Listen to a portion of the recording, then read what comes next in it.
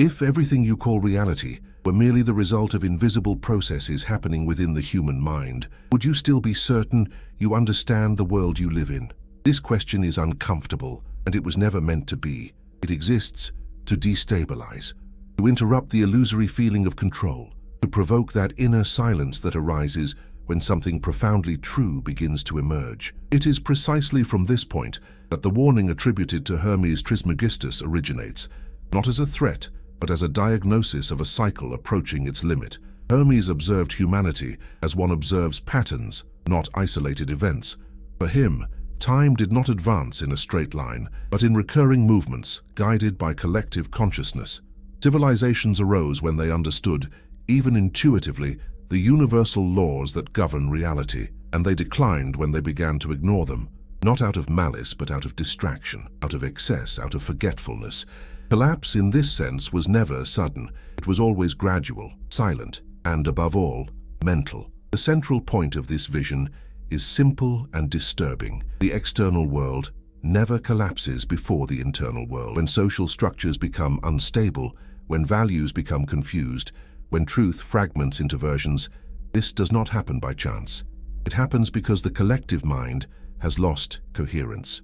Hermes called this an imbalance between cause and effect. The effect always appears first as internal confusion before manifesting as an external crisis. Here arises the first real discomfort. If the universe is mental, as Hermes claimed, then humanity is not only living through a historical crisis, but revealing a specific state of consciousness. A state in which the mind has ceased to be an instrument of creation and has become reactive, scattered, fragmented. Never has there been so much access to information. Never has there been so little understanding. This contradiction is not modern. Hermes already warned that a time would come when man would believe he dominated the world while losing dominion over himself. This era doesn't begin with the emergence of advanced machines or complex systems.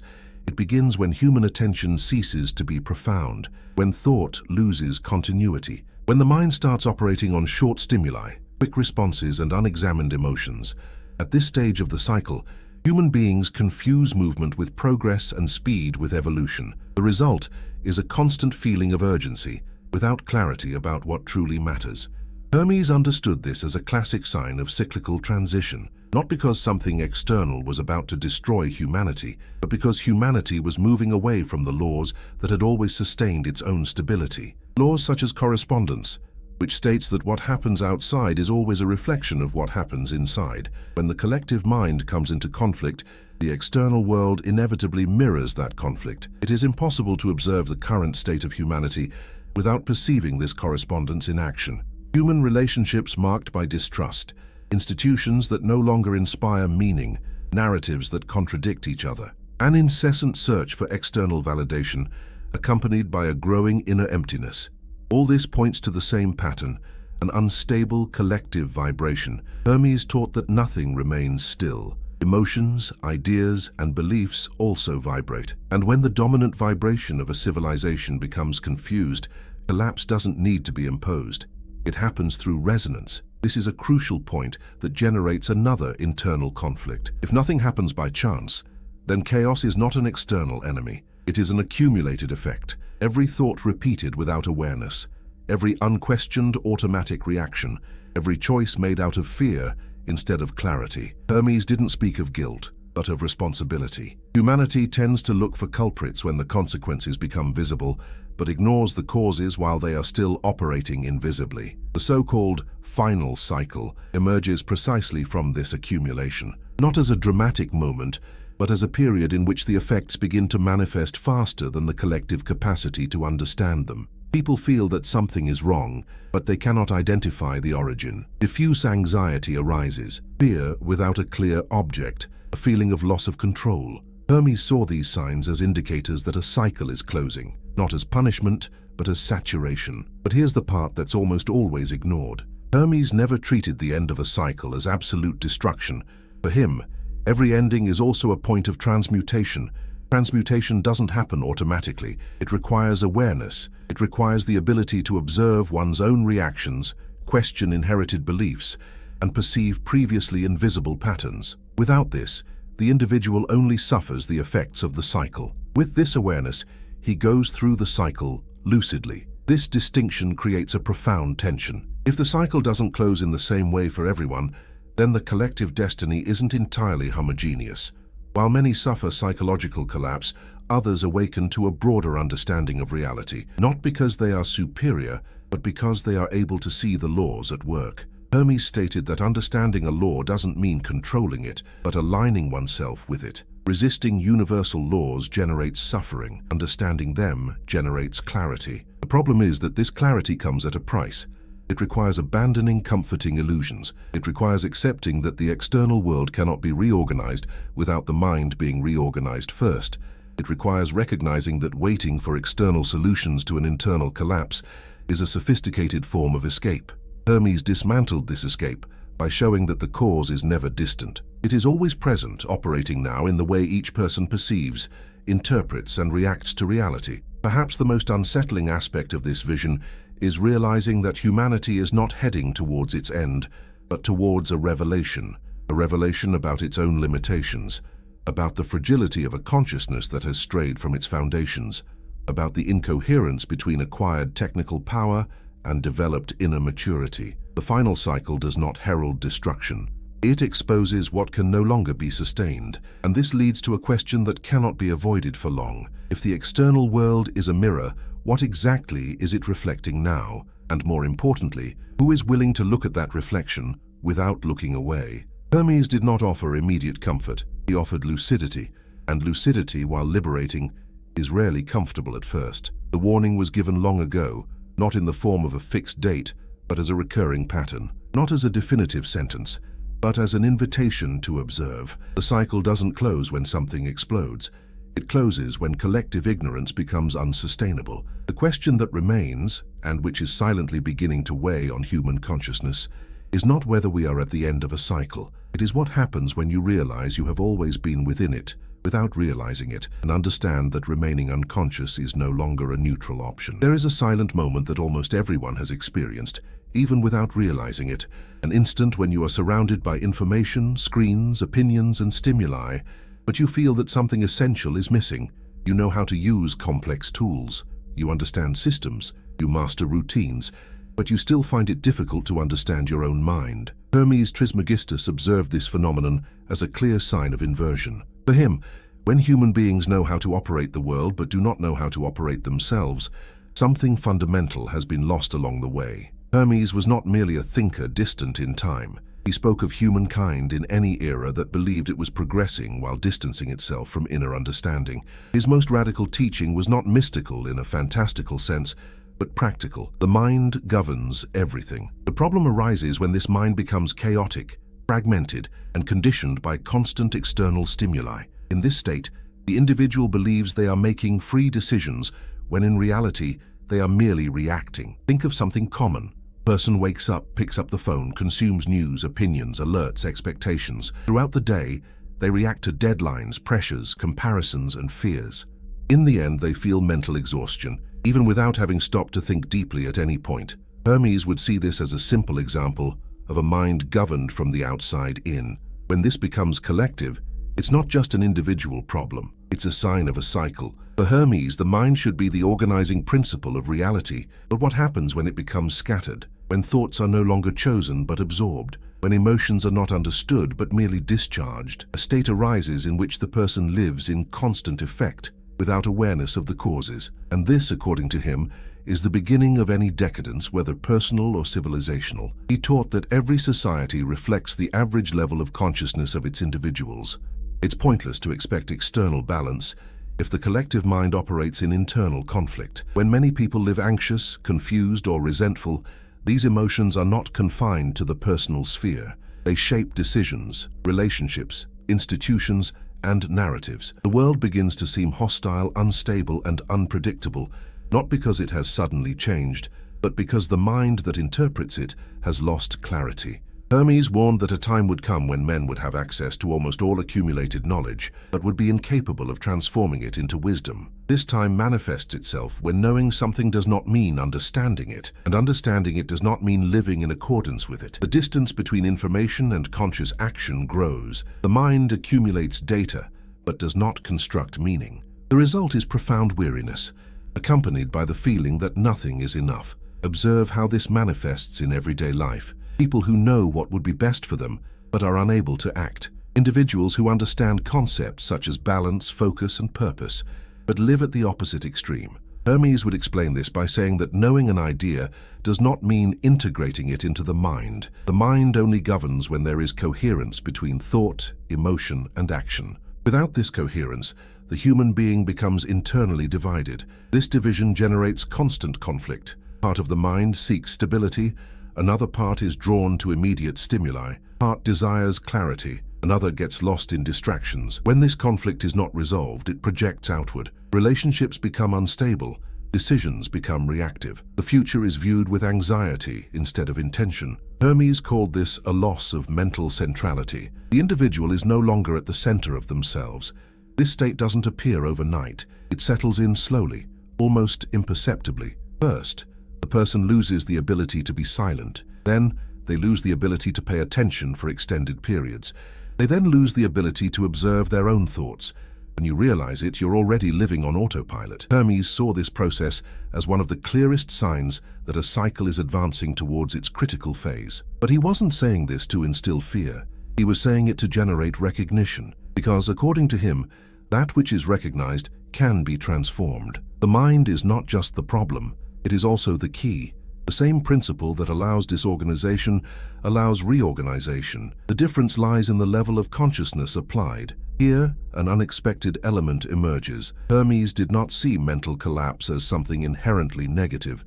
He saw it as a pressure point, a moment when incoherence becomes so evident that it can no longer be ignored. It is at this point that some continue trying to numb the discomfort, while others begin to deeply question their own way of thinking. This difference is subtle but decisive. Two individuals can live in the same external world, under the same conditions, but experience completely different realities. One lives in constant reaction, feeling victimized by external forces. The other begins to perceive patterns, identify causes, and take responsibility for their own mental state. Hermes called this the resumption of inner governance. He taught that whoever governs the mind governs experience. This doesn't mean controlling everything that happens, but choosing how to interpret, respond, and act. In daily life, this manifests itself in simple ways. A difficulty ceases to be seen merely as a threat and begins to be observed as information. A conflict ceases to be purely emotional and begins to be analyzed in terms of its causes. Gradually, the mind stops being dragged along and begins to lead. The suspense here is inevitable. If the mind is the starting point, then the final cycle doesn't depend on grand external events. It depends on the prevailing mental state. And this raises an uncomfortable question. How many people today truly govern their own minds? How many consciously choose their thoughts instead of simply reacting to what appears? Hermes asserted that a civilization is at risk when the majority of its individuals lose this capacity, not because something evil attacks from the outside, but because the inner center dissolves. Without a center, there is no direction. Without direction, any movement seems like progress, even when it leads to attrition. And perhaps the most surprising thing is realizing that this teaching doesn't require belief. It requires observation. Just look at your own routine, at your own recurring thoughts, your automatic reactions. Hermes didn't ask for faith. He asked for attention. Enough attention to realize that the mind, when not understood, becomes the greatest factor of instability in human experience. If the cycle progresses from the mind, then the next question arises naturally, almost as a silent challenge. What happens when a collective mind begins to operate at frequencies incompatible with balance, clarity, and coherence? And, even more unsettling, how does this internal disorganization begin to be reflected in everything we call the world? This answer is not in the distant future. It is already manifesting itself. And it is precisely here that the next step in understanding becomes inevitable. Imagine entering a silent room and realizing that, even without hearing a word, something there is out of sync. There is no noise, but there is tension. Nothing moves, but everything seems unstable. Hermes Trismegistus used this type of image to explain the law of vibration. For him, chaos rarely begins with visible explosions. It begins when the frequency changes. When that which sustained harmony ceases to vibrate coherently, the world continues seemingly the same, but something essential has already shifted. According to this view, nothing in the universe is still. Thoughts vibrate, emotions vibrate, ideas vibrate, values vibrate. When a person remains for a long time in mental states, such as constant fear, resentment, or confusion, they not only feel these states, but they also begin to emit a frequency compatible with them. Hermes asserted that this is not symbolic, it is functional. The mind is not merely an observer of reality, but an active emitter of patterns that are reflected in the environment. Now amplify this to a collective scale. When millions of people begin to vibrate with anxiety, haste, and insecurity, the entire social field shifts. Decisions become more reactive, conflicts intensify, extreme narratives gain strength. Not because someone consciously planned it, but because the dominant vibration has ceased to sustain balance. The effect appears as an external crisis, but the origin remains invisible to those who do not observe the pattern. If the external world is a reflection, what exactly are we reflecting when we normalize constant tension, continuous comparison, and a lack of inner peace? Hermes connected vibration directly to the law of correspondence. What is inside manifests outside. What is outside reinforces what is inside. This mirroring cycle is automatic. It does not depend on belief. A fragmented mind creates fragmented environments. A coherent mind creates more stable structures. That is why, according to him, no external reform can sustain a civilization if the internal foundation is corrupted. Consider something simple in everyday life. A person who lives in constant mental agitation tends to perceive the world as aggressive. They interpret neutrality as a threat, difference as an attack. The same happens on a collective scale. When the internal vibration becomes defensive, the world begins to seem hostile. Hermes would say that it is not the world that changed first, but the filter through which it is perceived. This perception generates another silent conflict. The more an individual tries to control the external world to alleviate internal discomfort, the more unstable they become. It's like trying to calm a lake by agitating the surface. Vibration doesn't adjust through force, but through alignment. Hermes insisted on this. You don't fight a frequency, you replace it with another. But how does a collective vibration change? That's the question almost no one asks, because it shifts the focus from external solutions to internal responsibility. Another central point of Hermetic teaching is the law of cause and effect. Nothing happens in isolation. No crisis arises from nothing. Every visible effect is the accumulated result of invisible causes repeated over time. When a society normalizes incoherence between discourse and action, this incoherence does not disappear, it accumulates. When it normalizes excess without reflection, this excess exacts a price. When it ignores subtle signs, these signs intensify until they become impossible to ignore. Hermes claimed that the most common human error is confusing consequence with bad luck. When something collapses, people look for an immediate culprit, an event, a recent decision. But the true cause is almost always distant in time and close in the mind. Small choices repeated without awareness create large, inevitable effects. The cycle closes not because of the universe's malice, but because of fidelity to the law. Imagine someone who ignores their body's signals for years, minor aches and pains, constant fatigue, subtle imbalances. Nothing seems serious until one day the body imposes a forced pause. The crisis didn't arise that day, it simply became visible. Hermes used this example to explain civilizations. Collapse is merely the moment when the sum of the causes manifests itself. If this is true in the individual body, why would it be different in the collective body of humanity? The surprising aspect of this thought lies in the fact that it removes the element of chance. If there is no chance, there is also no blind fatalism. There is responsibility, and responsibility is uncomfortable because it returns power to the individual. Hermes taught that each person contributes, even if minimally, to the collective vibration. Repeated thoughts are not neutral. Cultivated emotions are not private. They participate in a larger field. This is where the concept of transmutation begins to take practical form. Transmuting doesn't mean denying chaos, but changing our relationship with it. A dense emotion can be observed instead of discharged. An automatic thought can be questioned instead of accepted. This small internal shift alters the vibration, and an altered vibration changes how reality responds. Hermes claimed that whoever understands this ceases to be merely an effect of circumstances. They become a conscious cause, not in the sense of controlling everything, but of interrupting automatic patterns. This is a breaking point. Most people live within patterns without realizing it. You stop to observe the pattern itself. How many decisions in your day are truly chosen, and how many are merely predictable reactions? The suspense in this part of the narrative lies in realizing that the final cycle is not a distant event, but a prolonged vibrational state, a period in which the dominant frequencies become incompatible with stability. When this happens, the system doesn't collapse immediately. It enters a state of noise. Contradictions accumulate, tensions intensify. The overall feeling is that everything is accelerating, but nothing is resolving itself. Hermes would say that this is the most decisive moment, not because the end is inevitable, but because the choice becomes clear: to continue vibrating on autopilot or to become aware of one's own internal state. Most choose the first option because it requires less immediate effort, but you pay a higher price in the long run. What's most unsettling is realizing that none of this requires belief in ancient doctrines. It's enough to observe. Observe one's own mental state. Observe how collective emotions spread. Observe how extreme narratives gain strength when the average vibration falls. Hermes didn't ask for adherence.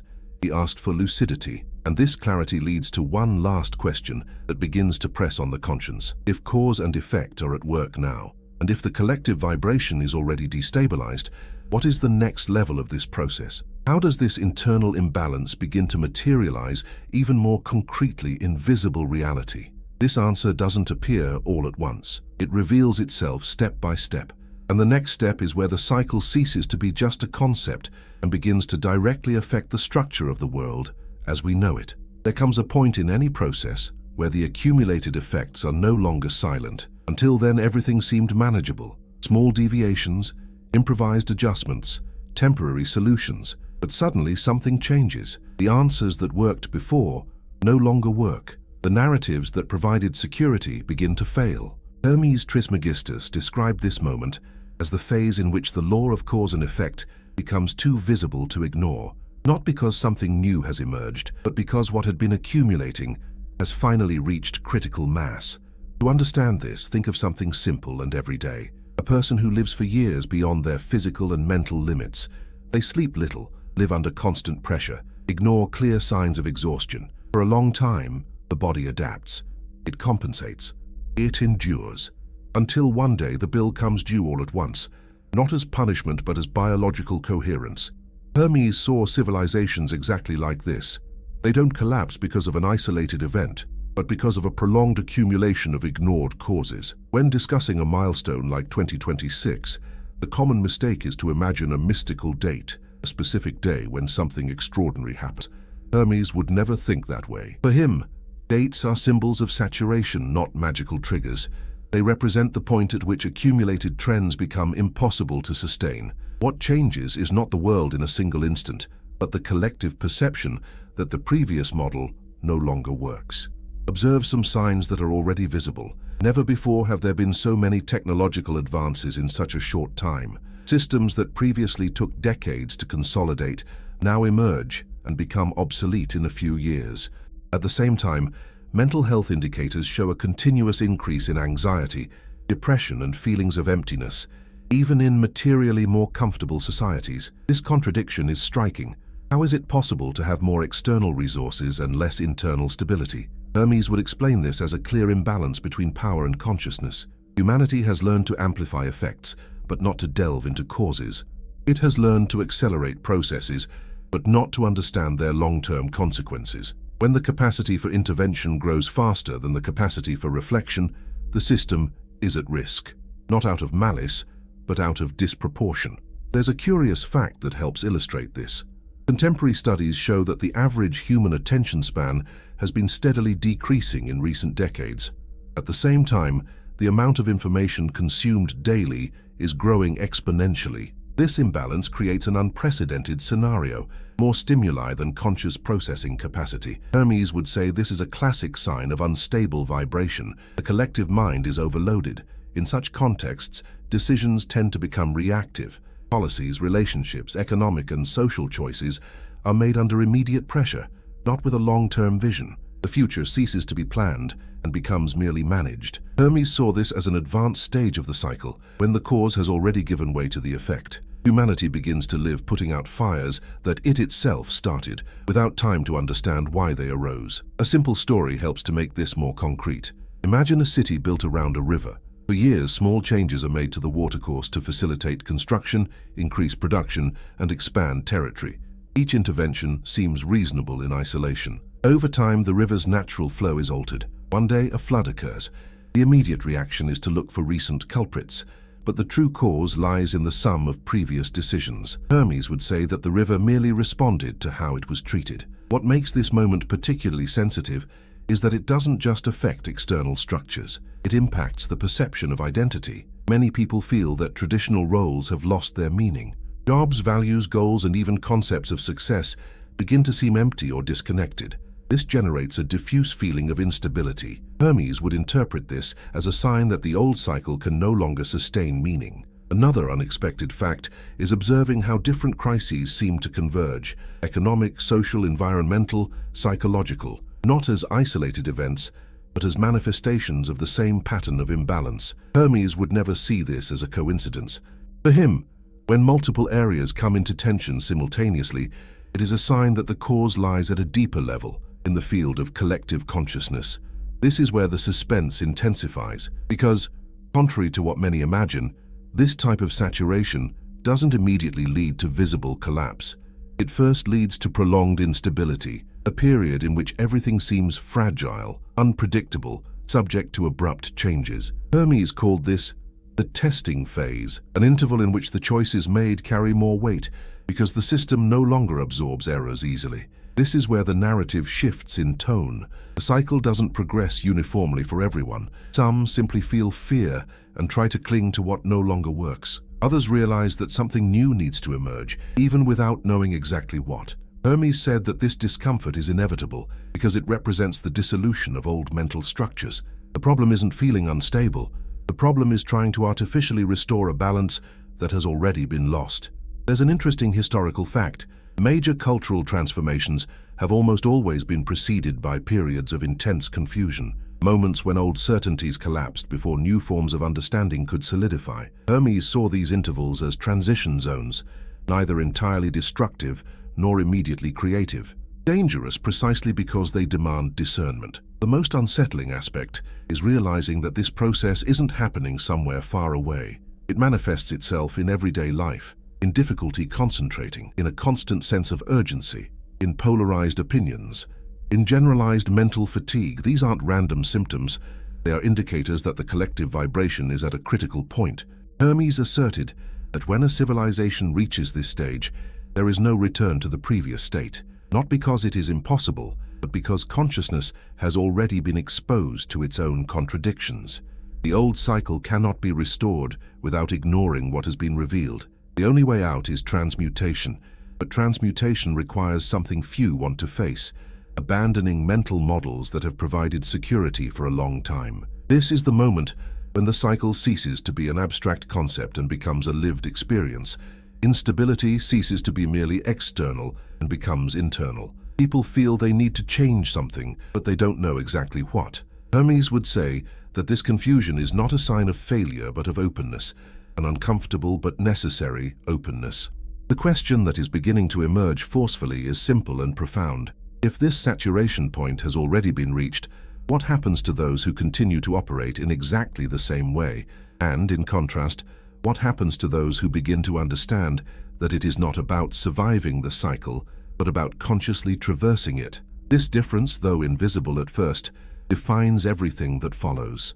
When Hermes Trismegistus spoke of transmutation, he wasn't referring to something distant, mystical, or reserved for a select few initiates. He was speaking of an internal, silent, and profoundly human process that becomes inevitable when a cycle nears its end. Most people imagine the closing of a cycle as something external, visible, almost spectacular. Hermes saw the opposite. For him, the true turning point happens far from the spectacle, within individual consciousness. Transmutation doesn't mean escaping collapse, but changing how one navigates that moment. It's the difference between being swept away by a current and learning to read the flow of the water. The river is the same for everyone. What changes is the relationship each person establishes with it. Hermes stated that when an era reaches saturation, two forces become evident: resistance and conscious adaptation. Both exist simultaneously, but produce completely different results. Resistance arises from attachment to old identities, to mental models that no longer explain the world, to forms of security that have lost their effectiveness.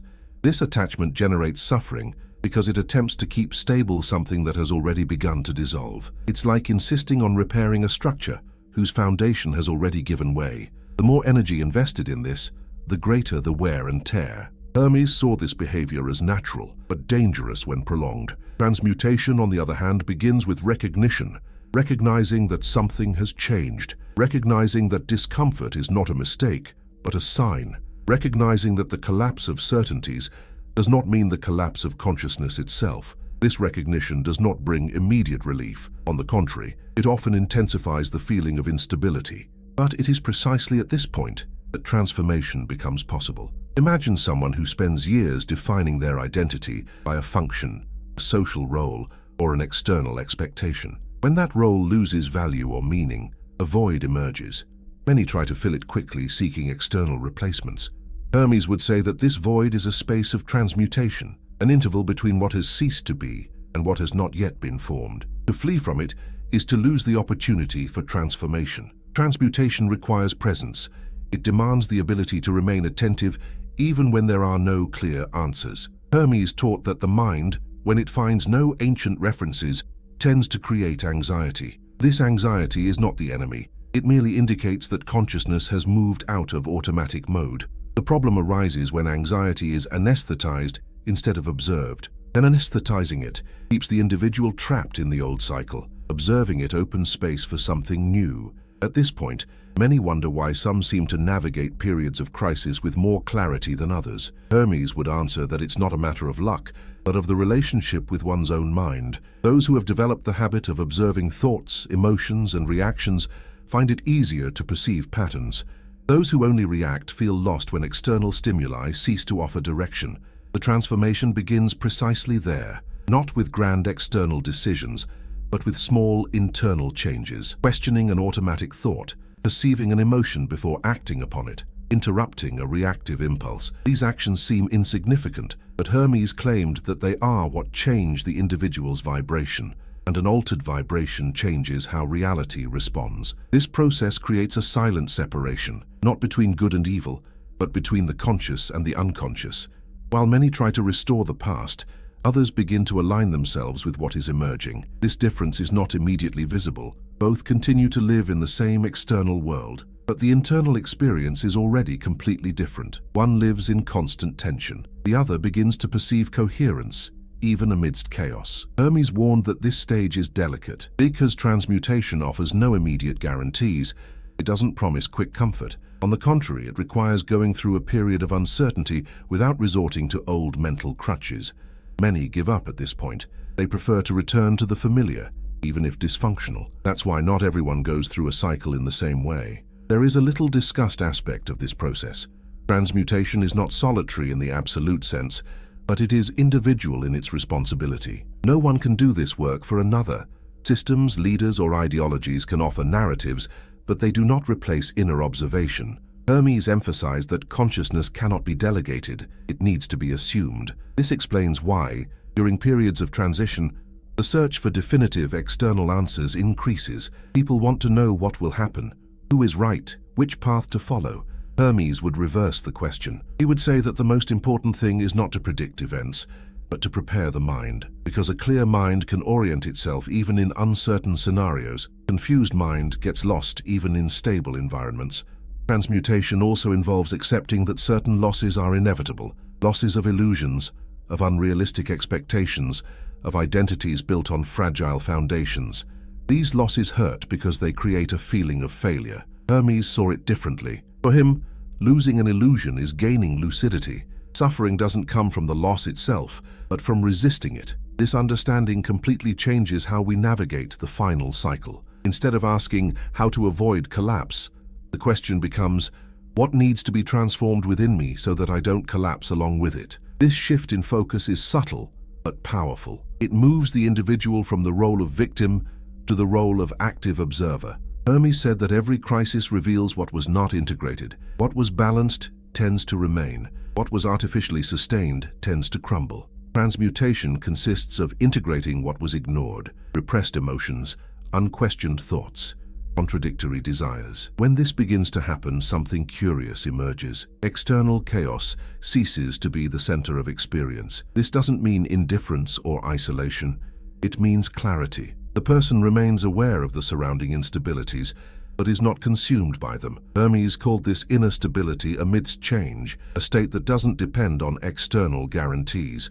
This state is rare, but possible, and it becomes increasingly relevant as the cycle progresses. The most surprising thing is that transmutation doesn't create an immediate new world. It creates a new way of being in the world, and this difference changes everything. The same scenario can be experienced as a threat or as an opportunity for reorganization.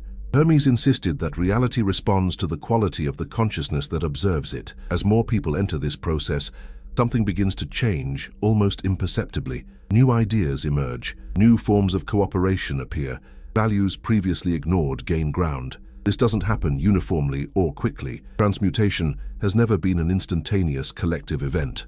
It has always begun with individuals who, little by little, have influenced the field around them. From this perspective, the final cycle ceases to be a closure and becomes a filter, not a moral judgment, but a natural process of differentiation. Those who remain trapped in old patterns feel the weight of collapse. Those who begin the transmutation feel the weight of responsibility. Both feel discomfort. The difference lies in the meaning attributed to it. The question that begins to arise, almost without being formulated, is direct. What happens when transmutation ceases to be optional and becomes necessary to maintain one's own internal coherence? When does living unconsciously begin to generate more suffering than facing change? Hermes made it clear that this point arrives in every cycle, and when it arrives, it doesn't announce anything aloud. It manifests as increasing internal pressure, a feeling that continuing in the same way is no longer possible. That's when the process enters its decisive phase. What happens from this point onward defines not only individual destiny, but the role that each consciousness plays in the closing and birth of a new era. There is a moment, almost imperceptible, when everything that has been understood ceases to be just an idea and begins to demand a stance. It is not a dramatic instant. There are no clear external signs. It is an internal silent feeling that continuing to live in the same way is no longer possible without generating profound weariness. Hermes Trismegistus pointed precisely to this point when he spoke of the closing of a cycle, not as the end of the world, but as the end of neutrality. From then on, not choosing also becomes a choice.